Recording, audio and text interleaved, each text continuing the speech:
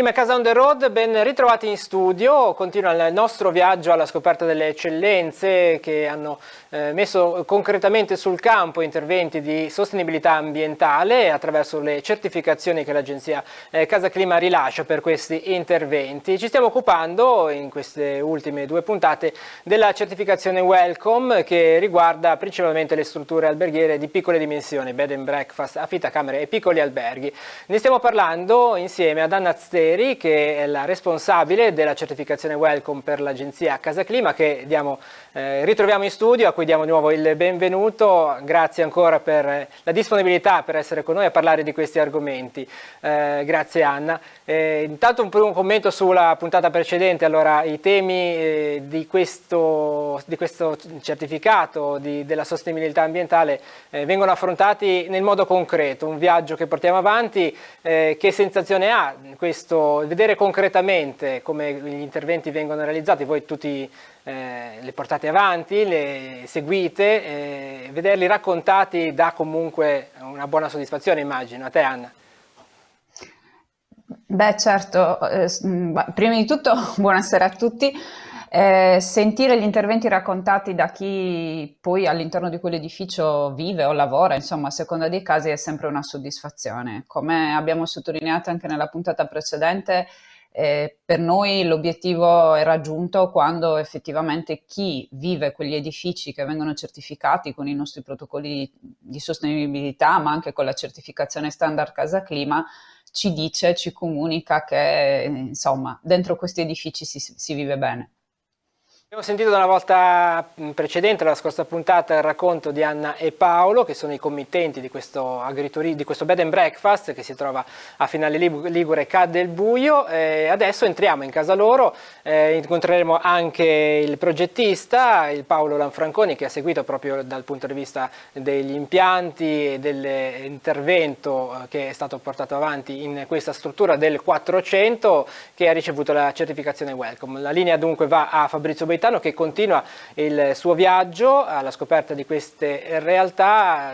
Sentiremo da lui, appunto dalle voci raccolte, le diverse tecnologie che sono state utilizzate in questo intervento di riqualificazione. Poi ci ritroviamo in studio insieme a Anna Zeri per vedere nel dettaglio appunto queste tecnologie. La linea a Fabrizio Boitano.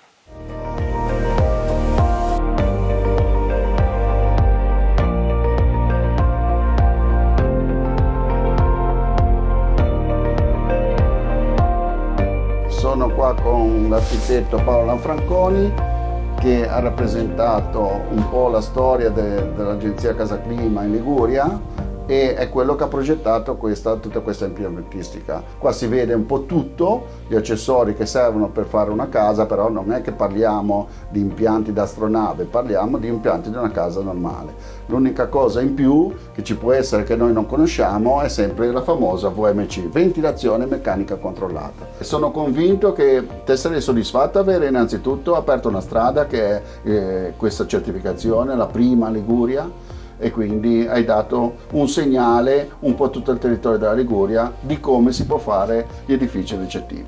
Grazie Fabrizio, assolutamente. Allora, intanto sicuramente la mia esperienza ormai è di 15 anni praticamente, un po' di Casa Clima, dalle prime fatte e certificate nel 2010 fino ad oggi. Come dicevi tu, in realtà l'impianto poi qui è relativamente semplice, perché poi siamo riusciti a riscaldare quello che è l'abitazione come la parte del B&B con una semplice pompa di calore con 16 kW. Qui c'è il puffer, quello dell'acqua calda, il pavimento è un pavimento riscaldato, quindi la parte diciamo di emissione del calore avviene tramite il pavimento radiante, ma la grande differenza, come dicevi tu, è poi alla fine la ventilazione meccanica. Sicuramente magari uno dice, come dicevi tu, in campagna potrei anche, ecco, se messa in funzione giusto adesso, potremmo anche non averne bisogno. In realtà in un risanamento come questo è fondamentale, è assolutamente, come dire, l'obiettivo intanto era quello sicuramente di dare ai nostri clienti, chi committenti, quindi chi ci ha dato l'incarico del lavoro, ma soprattutto per il bed and breakfast dare il comfort abitativo che devono assolutamente avere all'interno di queste stanze. La ventilazione meccanica ricambia l'aria ma recupera il calore, quindi abbiamo la parte della macchinario diciamo principale che va verso l'esterno e quindi prende l'aria e la porta all'interno tramite questi plenum e le bocchette che poi si possono vedere all'interno delle stanze e dell'abitazione. Parallelamente dagli ambienti che sono quelli più dell'area più inquinata, se vogliamo, il bagno, la cucina, una cabina armadi, viene prelevata l'area diciamo ricca di CO2, di vapore, quindi di l'aria viziata, e viene espulsa. Quella che viene espulsa è ricca di ha un valore per noi perché è calda, ha una temperatura che può preriscaldare l'aria che entra dentro, e quindi tramite uno scambiatore senza mischiare due flussi preriscalda l'aria che porteremo dentro. Tutto questo ci dà un aiuto ad avere, diciamo, praticamente a riscaldare il meno possibile con quello che sarà poi il pavimento radiante, perché già l'aria sarà a una temperatura e quindi l'ambiente sarà a una temperatura più confortevole. Quello che mi ha sorpreso è che non c'è di aria condizionata. Riescono ad avere tramite la struttura in pietra, tramite tutta una serie di lavorazioni e il vantaggio della VMC che durante le ore notturne può fare entrare aria fresca negli ambienti. Avere una struttura senza aria condizionata, ditemi se si trova in Liguria o si trova una situazione di caldissimo, e invece qua riescono a fare il ricettivo senza avere nessun tipo di lamentele, anzi delle buone recensioni. Quindi non è vero che l'impiantistica va rivista su tanti aspetti, quindi l'esperienza adesso di questi progetti qua ci deve insegnare a valutare bene quando si progetta gli impianti. Quindi assolutamente la VMC è necessaria, ma non è perché lo dice Casaclima, lo dice perché è la situazione. Quindi dobbiamo pensare che sarà il futuro dell'impiantistica la VMC, quindi potremo arrivare anche a avere caldo, freddo e acqua calda con la stessa pompa di calore. Quindi andremo più avanti, il futuro va lì, quindi ci sarà, però bisogna lavorare sull'involucro. Adesso andiamo di sopra e con Paolo ci spiegherà tutta la parte dell'involucro e i serramenti particolari che sono stati installati in questa casa qua.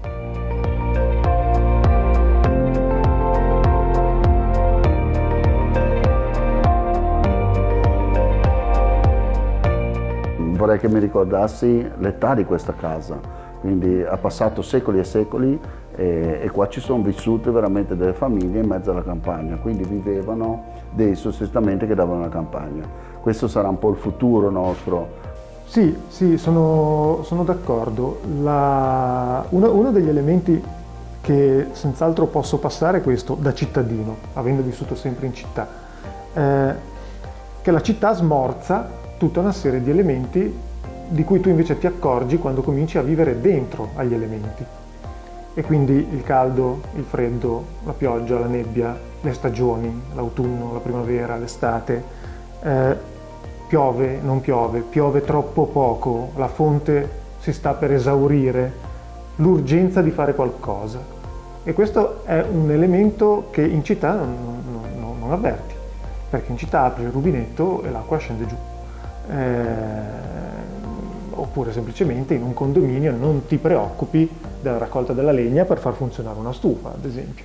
Una cosa particolare che dobbiamo ricordare è il recupero delle acque piovane di questa struttura qua, e abbiamo, poi vedremo con dei filmati, queste grotte qua vicino a questa casa qua, e quindi ci sono delle fonti di acqua che vengono da queste grotte, quindi sfruttare anche quello che dà la natura.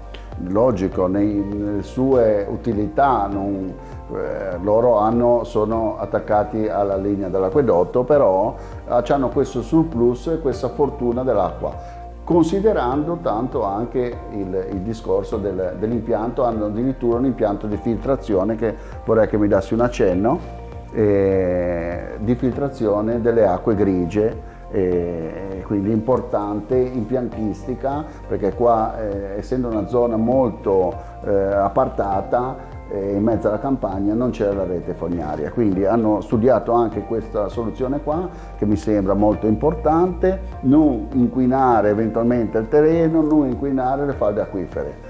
Ci puoi dare un ragguaglio su questa cosa qua, Paolo? Farebbe piacere. Assolutamente sì, con piacere. Sì, diciamo che l'impianto di fitodepurazione è ovviamente dovuto a un'assenza di impianto di rete fognaria in questa area.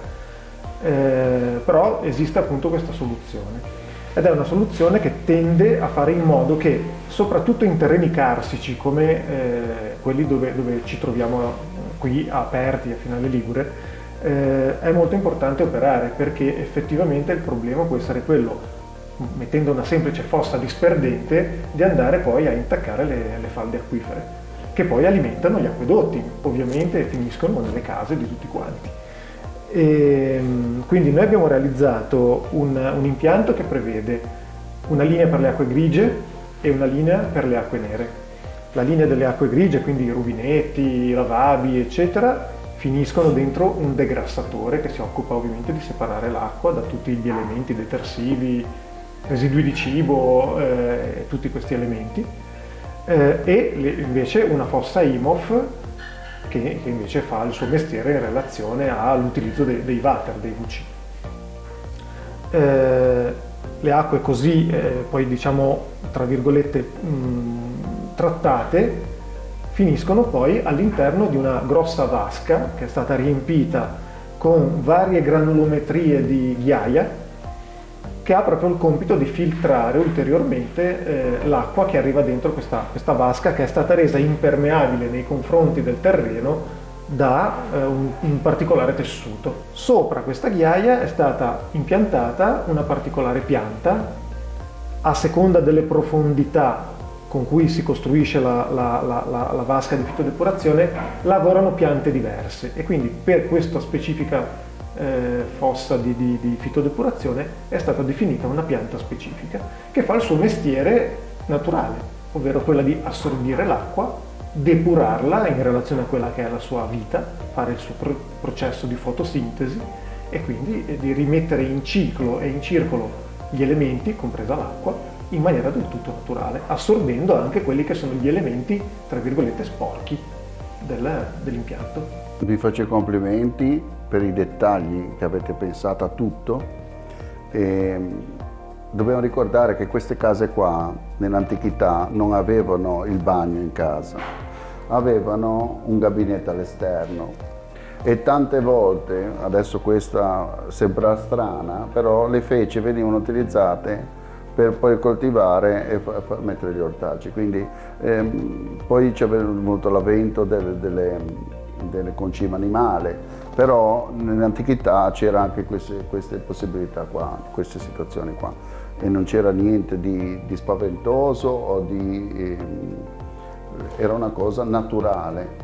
Questi sono cicli naturali della vita. Adesso con la tecnologia e grazie al loro intento di fare tutto il possibile che per non inquinare, hanno messo questo tipo di sistemi qua, che non si sentono, purtroppo sono rari, però ci sono, esistono, e è bello farli conoscere.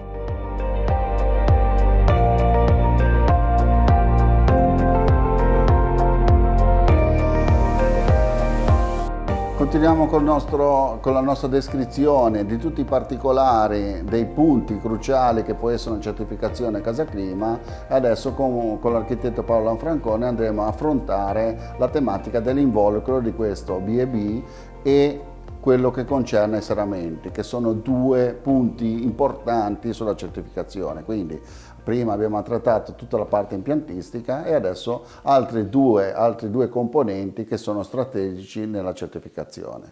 Con Paolo adesso ci spiegherà tutto quello che concerne, che è stato la lavorazione dell'involucro e poi questi serramenti qua che sono molto performanti. Allora Fabrizio, come dicevamo prima, il fabbricato è molto particolare. Abbiamo detto che la parte più antica è del 1400, quindi quelli non è un edificio vincolato, ma ci sono vincoli paesaggistici di tutta l'intera zona, e su questo inoltre avevamo dei vincoli che comunque il cliente ci ha dato, quindi dei paletti che non potevamo assolutamente non stare a sentire. Fare un risanamento energetico in un edificio di questo tipo è stata una cosa molto ardua e importante, e tra l'altro vorrei ringraziare assolutamente anche quello che è stata la mia squadra, dell'ingegner Faboni, l'architetto Gambaro, l'architetto Lastico e Pizzolato. Con loro siamo riusciti a dare un prodotto con questa doppia certificazione, perché aumentiamo il fabbricato dell'abitazione è un Casaclima R, quindi risanamento, e il bed and breakfast è un Casaclima Welcome. Welcome cosa significa? È sia Casaclima R, quindi si guarda la parte di efficientamento, ma si guarda anche la parte di sostenibilità. Si parte dalla certificazione Nature, che sono tutti quei valori che magari dopo elenchiamo da fare attenzione in una gestione di sostenibilità di un bed and breakfast. Per l'abitazione, come in realtà anche per il bed and breakfast, quindi non abbiamo potuto fare il classico cappotto che ormai siamo abituati a vedere nelle città, anche col 110 eccetera. Abbiamo potuto isolare dall'esterno soltanto la parte del piano inferiore, quindi quella dentro l'intercapedine, e un termointonaco da 12 cm sulla parte nord. Abbiamo cercato di salvaguardare quella che è la parte più fredda dell'abitazione con un cappotto esterno. Per tutta la restante parte della casa abbiamo messo un termointonaco di 5 cm, che sicuramente, come dire, anche col cliente abbiamo un pochino dovuto ragionare, perché siamo andati a ridurre quella che è un po' la superficie calpestabile, però è quella che poteva essere la soluzione assolutamente più adatta per questa tipologia di abitazione. Il serramento è un serramento in legno, in castagno, un doppio vetro con argon, e sicuramente abbiamo fatto molta attenzione in quello che è lo studio, proprio anche al nodo di quello che è il posizionamento e la posa poi del serramento. Questo nella progettazione tu sai che deve essere analizzato e studiato al meglio, perché facendo poi la prova soprattutto di tenuta all'aria, il blower test alla fine, è quello che ci dà in questa parte ovviamente del nodo serramento la massima garanzia della massima tenuta. Io quello che posso far notare è che il serramento è intero. Non ci sono le due ante classiche che noi andiamo a vedere. Perché? Perché il serramento unico è molto più performante, ha meno giunzioni, ha meno zone disperdenti. E poi cosa si nota in questa struttura qua? Nelle case antiche tendenzialmente c'erano due pannelli interni dove andava a togliere la luce e dove poteva andare a togliere anche il calore del sole e tutto. E questo diciamo che non serve, perché riusciamo ad avere un vetro che è selettivo, quindi poi ci spiegherà Paolo bene anche il vetro. Quindi non abbiamo persiane esterne, non abbiamo nemmeno scuri interni, quindi abbiamo tolto anche quello lì per non perdere innanzitutto l'estetica di questa casa qua storica, che non esistevano. Quindi una volta c'erano queste, potevano essere a due ante, tutt'al più, però erano piene di spifferi, quindi sappiamo benissimo tutta la serramentistica vecchia. Quindi è veramente un serramento pulito. Poi il vantaggio è che è più performante, essendo unico, costa meno, tra virgolette, e si pulisce meglio, perché poi è un vetro unico, c'è una pulizia che è fantastica. Adesso ci spiega lui i dettagli. La trasmittanza del vetro è di valore 1, quindi è già abbastanza performante, tenendo conto che è un doppio vetro. Qui siamo in una zona climatica D, quindi non siamo andati a spingere tanto quello che poteva essere un triplo vetro alto. In un calcolo abbiamo visto che era sufficiente un doppio vetro. Come dicevi tu, però, la particolarità è il vetro selettivo. Il vetro selettivo significa che comunque fa entrare, come dire, il calore e il raggio di sole nella parte invernale, ma nella parte estiva lo mantiene fuori, e questa è la cosa principale, perché noi non potevamo anche agire per quei vincoli che dicevamo prima, fuori con delle ombreggiature. Sì, in realtà si è stato fatto un po' di ombreggiatura con una struttura naturale, con dei legni e un canniccio, quindi a volte basta poco per ombreggiare, perché bisogna considerare che comunque ci sono delle zone di surriscaldamento. I vetri fanno la loro parte, e se abbiamo qualcosa che ci ripara dal sole, un po' la differenza di avere la macchina sotto un albero, sotto una pianta, all'ombra, avere la macchina sotto al sole. Logicamente la temperatura è completamente differente, e così funziona la casa, né? Quindi bisogna adattare anche dei sistemi dove non si surriscaldi certe zone della casa, specialmente dove il sole veramente picchia. La parte a sud è tutto questo fronte, le principali finestre ce le avevamo a sud. Qui c'è la parte ovviamente col terrazzo e della sala, e quindi c'è questa ombreggiatura. Altre stanze purtroppo non hanno il terrazzo fuori, quindi non potevamo fare questo, quindi la scelta era quasi obbligata. L'involucro ovviamente poi l'abbiamo completato in tutto quello che può essere l'isolamento della copertura, fibra di legno, sempre materiali naturali, e la parte sottostante invece nell'intercapedine, nel piano seminterrato, lì abbiamo usato un materiale meno naturale, una stiferite, un materiale polistirene, che ci dà più garanzia di quello che può essere una durabilità in un contatto di un umido, di quello che può essere un passaggio di eventuale d'acqua sotto l'igloo nella parte sottostante. Io quello che ho visto in questa casa qua è che non ho visto un minimo fioritura di umidità. E questo è importante perché queste case qua non sono non hanno una concezione di costruzione nuova dove tutto è staccato. Questa è andata a fare una lavorazione veramente di taglia e cuci importante e attenta, perché non vedere infiltrazioni, non vedere la minima umidità è importante su queste cose qua. Quindi diciamo che una lavorazione così è molto difficoltosa e quindi veramente hanno dato il massimo, io penso, sia come progettazione che come prestazione di manodopera degli artigiani. Ecco, quindi io do veramente un bel 10 a tutti perché hanno fatto una cosa straordinaria, e soprattutto a Paolo e Rosa che si sono fatti il nido della vita, e anche per sua figlia che adesso compie 6 anni, quindi penso che la loro bambina possa veramente tenerlo nel cuore tutta la vita, questo nido che gli ha creato i suoi genitori.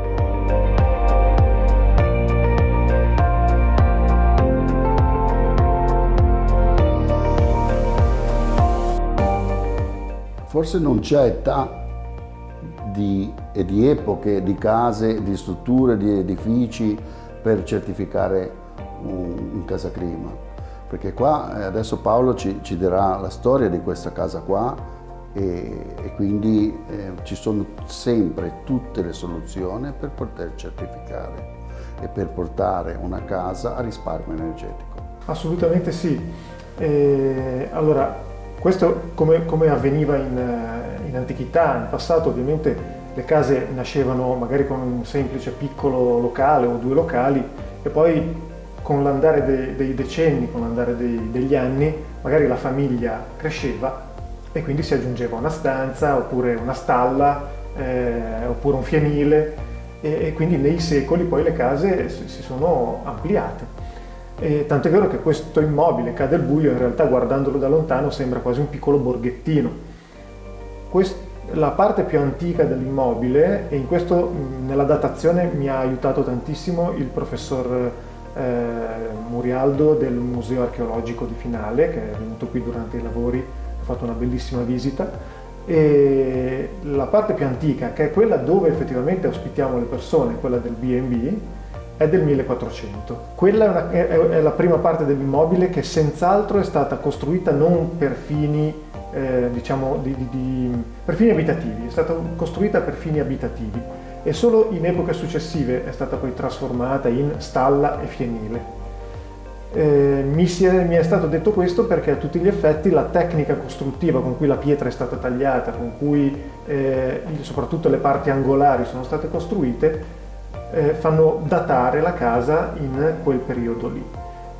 E appunto sempre a livello di aneddotico mi si diceva che c'era da considerare un elemento, che nel 1400 in realtà le persone vivevano in case di paglia e di legno. Solo chi aveva determinate possibilità poteva avere una casa in pietra.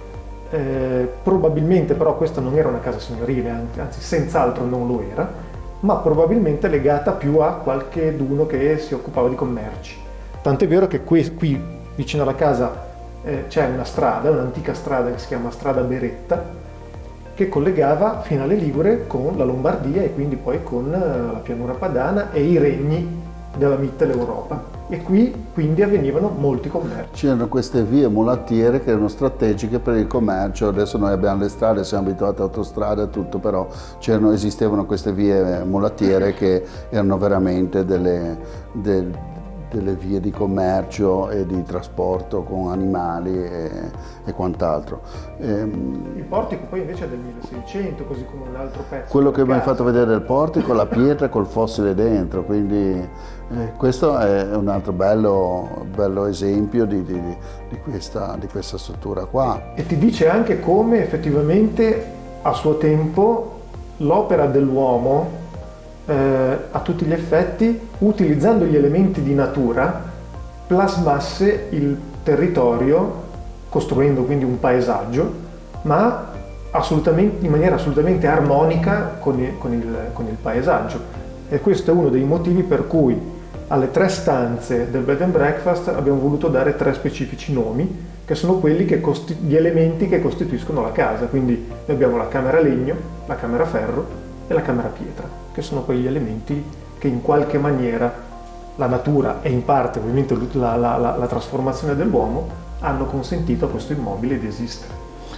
Grazie Paolo e grazie a Rosa che ci hai dato questa emozione qua oggi. Grazie a voi di essere venuti e di averci dato l'opportunità di parlare e di condividere tutta l'opera che è stata fatta, comprese le maestranze, gli artigiani, gli architetti e i professionisti che ci hanno lavorato. E grazie a loro siamo riusciti ad arrivare in fondo al progetto per come lo avevamo in mente noi. Grazie a voi di essere venuti a testimoniarlo.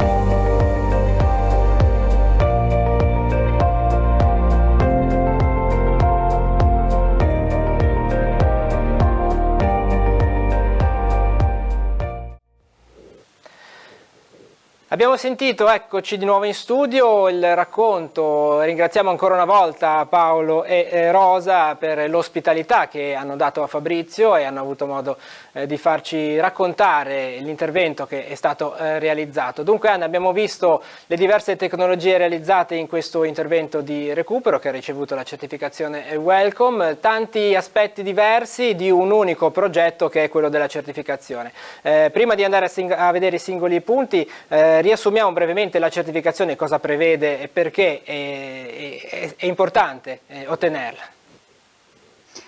Beh, è importante ottenerla perché, insomma, certificare un edificio seguendo un protocollo di sostenibilità ci permette di realizzare degli interventi che sono sicuramente più attenti nei confronti di quelli che sono i possibili impatti che un edificio, a prescindere che questo sia un edificio di nuova costruzione o un edificio esistente, potrebbe avere sull'ambiente.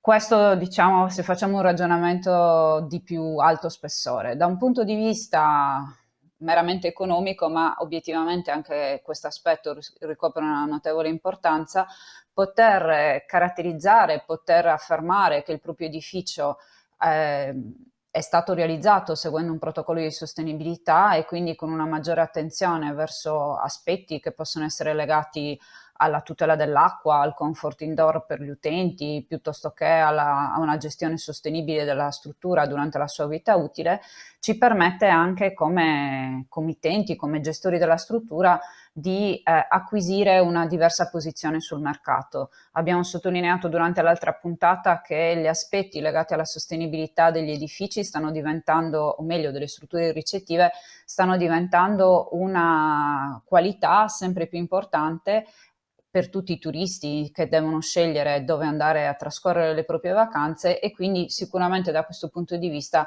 possono essere un valore aggiunto dal punto di vista economico per la gestione.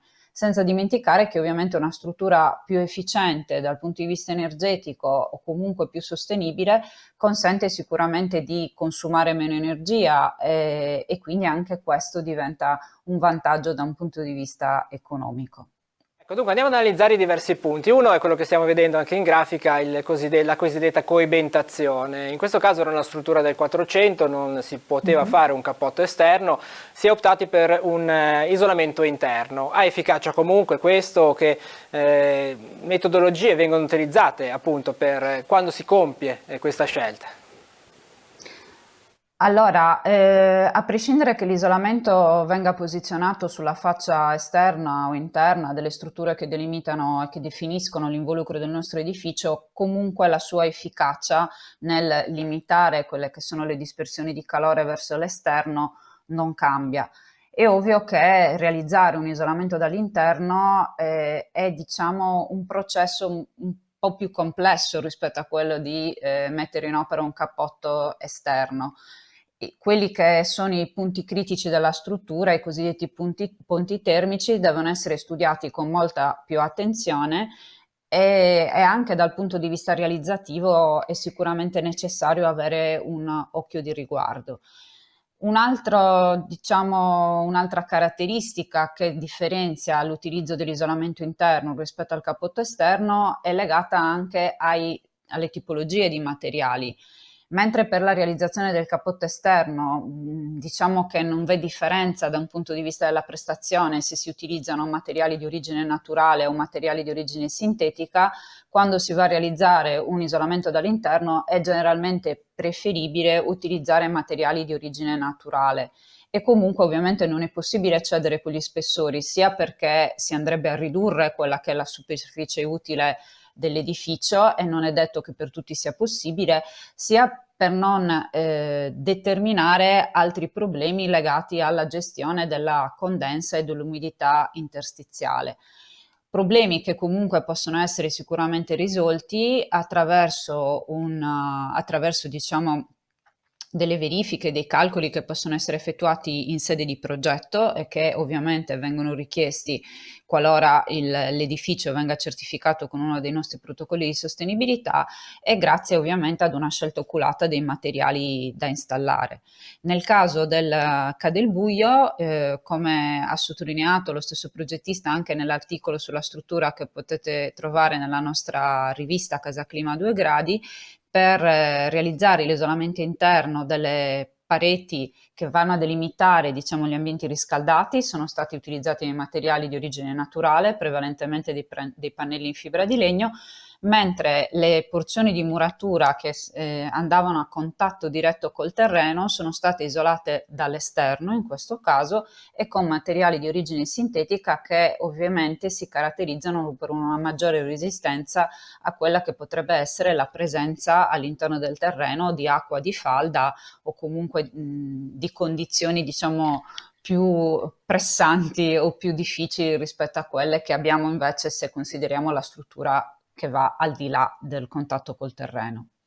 Un altro aspetto di sempre di questo discorso coimitazione sono le finestre. Abbiamo visto anche qui si è certo un determinato requisito, 2 vetri invece che 3, tutto dipende anche dalla zona climatica in cui viene inserito il contesto abitativo, anche in questo caso va fatto uno studio. Certo, la zona climatica, come hai sottolineato tu, ricopre un ruolo fondamentale nella scelta della tipologia di serramento, ma un altro aspetto importante da considerare è anche quello del rumore di fondo che viene dall'ambiente all'interno del quale l'edificio è situato.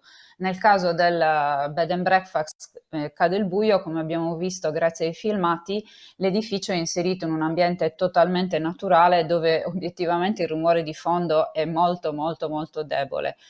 Quindi al di là di quello appunto che è l'aspetto climatico, anche l'aspetto acustico ricopre un'importanza fondamentale nella scelta dei serramenti.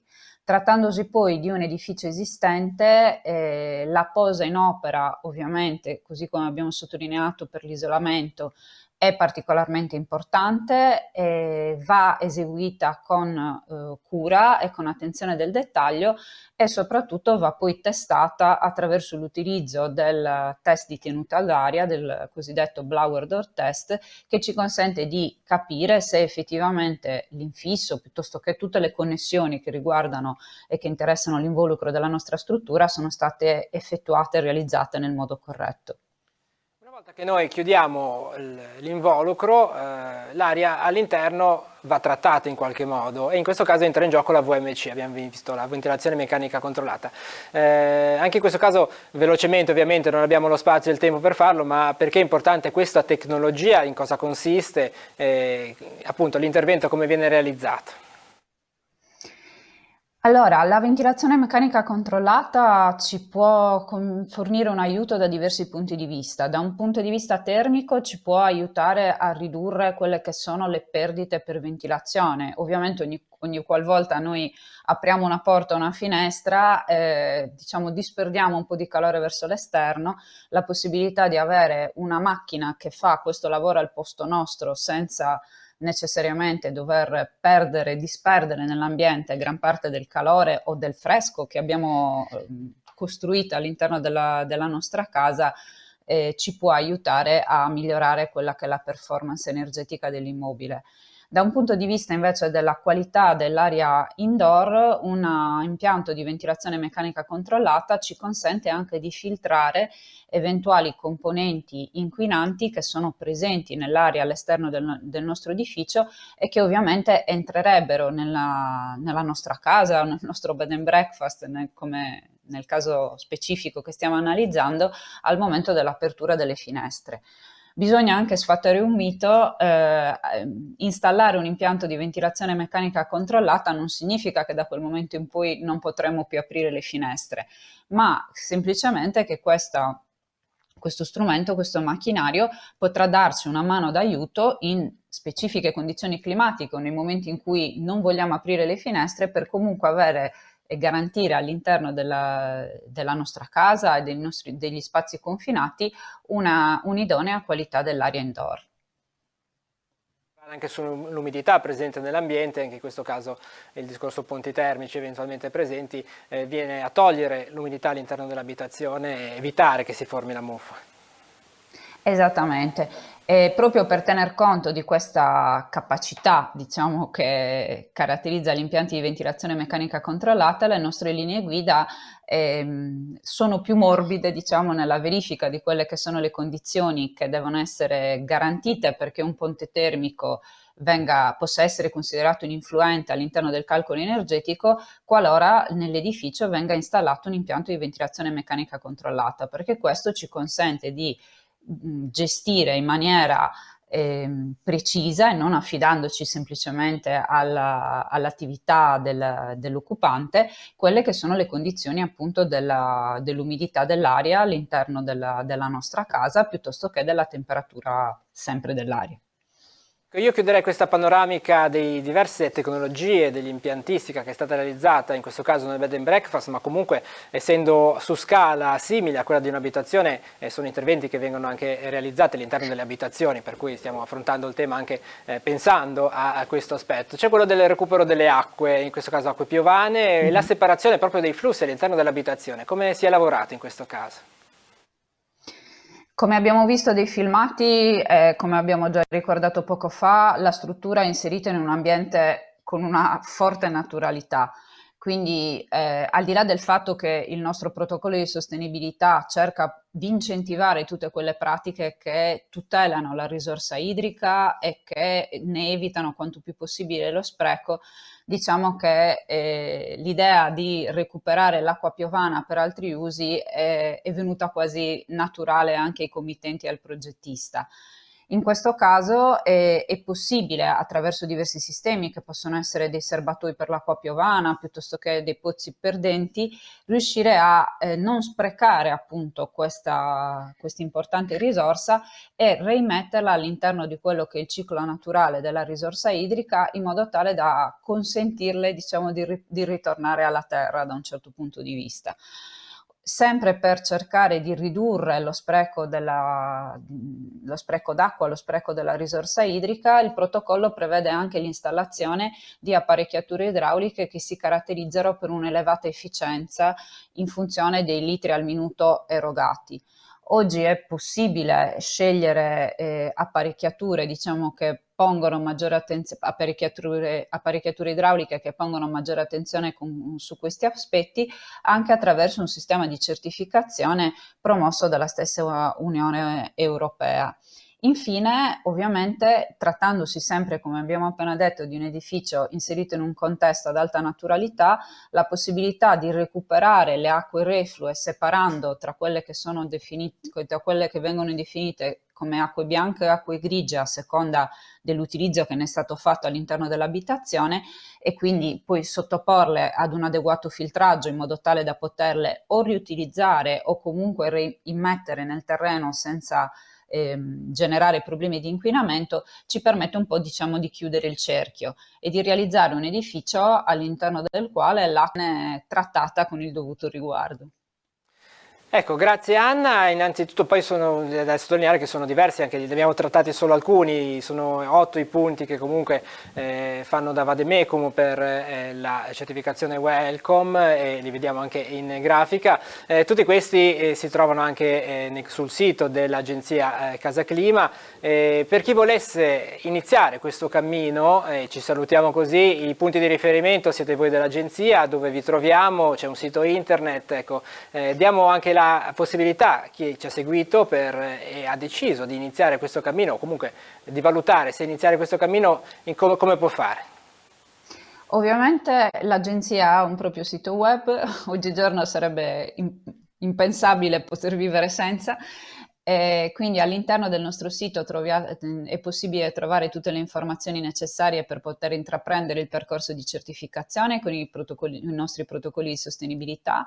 All'interno del sito dell'agenzia, peraltro, è presente una sezione dedicata esclusivamente alle strutture ricettive certificate con i nostri protocolli Clima Hotel e Casa Clima Welcome, e invece alle cantine vinicole certificate con il protocollo Casa Clima Wine. L'agenzia si occupa da sempre anche di formazione, quindi all'interno del nostro sito trovate anche l'elenco di tutti i progettisti, ingegneri, architetti e geometri periti che nel tempo hanno seguito i nostri corsi di formazione fino ad ottenere la qualifica di consulente energetico Casa Clima. Questo non vuol dire che un progetto Casa Clima non possa essere presentato, non possa essere portato a termine anche da un tecnico che non si è formato attraverso i nostri corsi. Ovviamente però avere a disposizione una persona che conosce la filosofia che sta dietro il metodo Casa Clima e che magari semplicemente può anche svolgere una funzione di raccordo tra le varie figure professionali che sono coinvolte all'interno di un processo edilizio, rappresenta un ottimo punto di partenza. Bene, grazie Anna, ti ritroveremo, tu accennavi adesso alle altre 2 certificazioni, quella per gli hotel e quella per le cantine vinicole, e quindi immagino ci ritroveremo anche per parlare di questo, se il nostro Fabrizio Boitano andrà a raccontare esperienze di questo tipo, ma ha già in programma altre uscite, per cui diamo già per certo questi nuovi aspetti, questi nuovi viaggi che faremo insieme a lui. Ringraziamo per il momento Anna Azzeri dell'agenzia Casa Clima per la collaborazione, a voi per averci seguito. L'appuntamento è di nuovo fra 7 giorni.